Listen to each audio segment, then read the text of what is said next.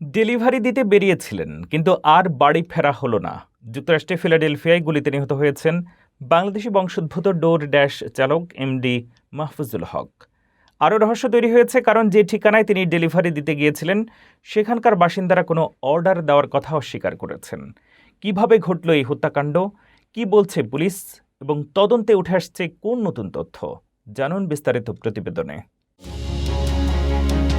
যুক্তরাষ্ট্রের পেনসিলভানিয়া অঙ্গরাজ্যের ফিলাডেলফিয়ায় খাবার সরবরাহ করতে গিয়ে গুলিতে নিহত হয়েছেন বাংলাদেশি বংশোদ্ভূত এক ডোর ড্যাশ চালক।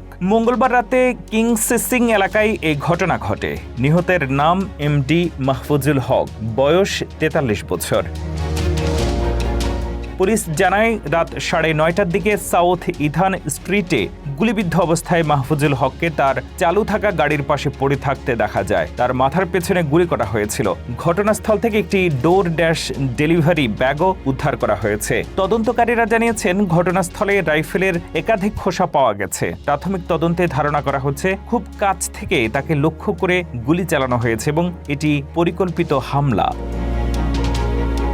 পুলিশ আরও জানায়, যে ঠিকানায় মাহফুজুল খাবার পৌঁছে দিতে গিয়েছিলেন বলে ধারণা করা হচ্ছে, সেখানে বসবাসকারীরা দাবি করেছেন তারা কোনো ডোর ড্যাশ অর্ডার করেননি। ফলে তদন্তকারীদের সন্দেহ, ভুয়া অর্ডারের মাধ্যমে তাকে ঘটনাস্থলে ডেকে নেওয়া হয়ে থাকতে পারে। স্থানীয় বাসিন্দারা এই ঘটনায় গভীর শোক প্রকাশ করেছেন। তাদের ভাষায়, মাহফুজুল হক পরিবারের জন্য জীবিকা নির্বাহে কাজ করছিলেন, অথচ নির্মমভাবে তার জীবন কেড়ে নেওয়া হয়েছে।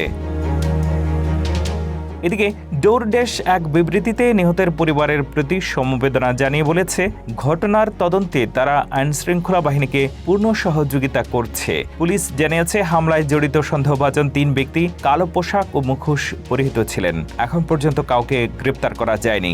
ঘটনার তদন্ত অব্যাহত রয়েছে।